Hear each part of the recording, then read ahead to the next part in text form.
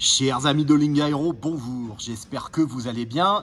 Me voici de retour pour un nouvel épisode dans la série Mots mal traduits par les pilotes francophones. La série qui fait que les contrôleurs se taisent, même quand ils sont à la bourre. Et aujourd'hui, on va parler des réflexifs.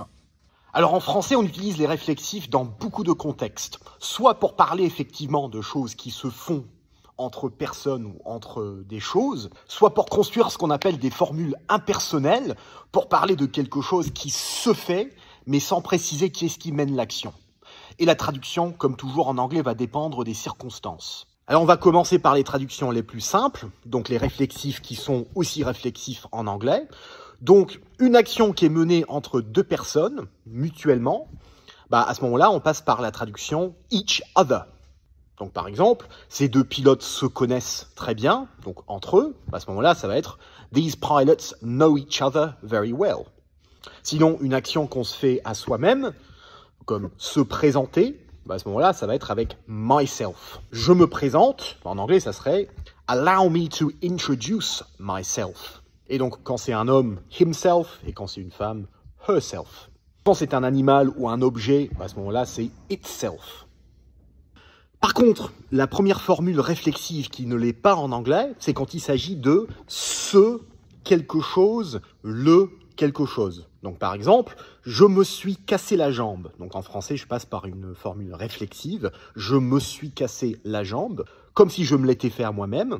Tandis qu'en anglais, on dirait pas I broke myself the leg, on dirait plutôt I broke my leg. Là, c'est un exemple d'une situation dans laquelle l'anglais serait beaucoup plus concis. Alors, autre exemple très courant de phrases qui sont réflexives en français mais non pas en anglais, ce sont les actions de la routine quotidienne. Donc on va dire par exemple se lever, se préparer, etc., etc.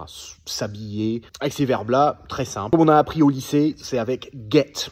Donc, to get up, to get ready, to get dressed, et ainsi de suite. Et pour toutes ces phrases-là, la notion importante à retenir, c'est qu'en anglais, la manière dont on conçoit la phrase est complètement différente. Et c'est pour ça qu'elle n'est pas réflexive. Donc en anglais, en fait, quand on se prépare, on passe de l'état où on n'est pas prêt à l'état où on l'est. Donc, en réalité, on devient prêt, on devient habillé. Donc, c'est un changement de situation.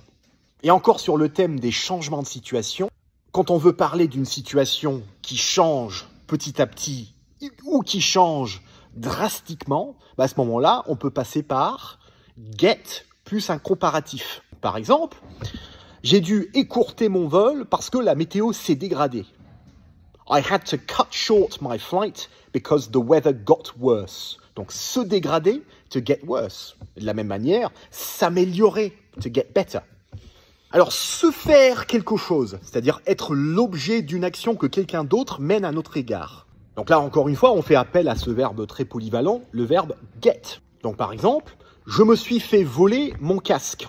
Donc là, en fait, pour construire cette phrase-là, je passe par get, ensuite la chose en question, ensuite la deuxième forme du passé. Donc, je me suis fait voler mon casque. En anglais, ça devient I got my headset stolen. Sinon, je me suis fait voler un pack d'eau et j'envisage de porter plainte contre X. I got a pack of water stolen and I'm going to make a complaint to the police. Alors, quelques autres exemples de phrases qui sont réflexives en français mais qui ne le sont pas en anglais. Se mettre d'accord. Donc, se mettre d'accord, ou alors être d'accord, is to agree. On a réussi à se mettre d'accord sur les termes du contrat. We were able to agree on the terms of the contract. Se taire, to be quiet.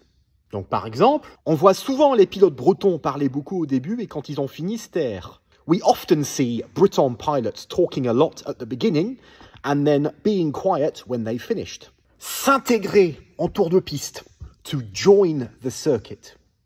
Se fier à quelque chose, to trust something. Si on passe en IMC, il faut se fier à ses instruments. When you enter IMC, you have to trust your instruments.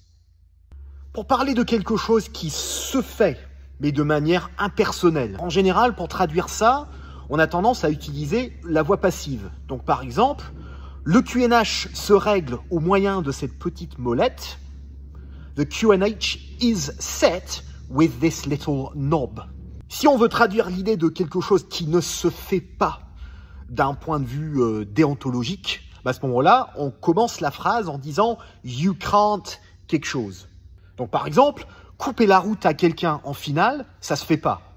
You can't cut in front of somebody on final. Voilà donc quelques exemples de comment éviter de vous emmêler les pinceaux lorsque vous traduisez les réflexifs. Bon vol à tous et à très bientôt. Au revoir.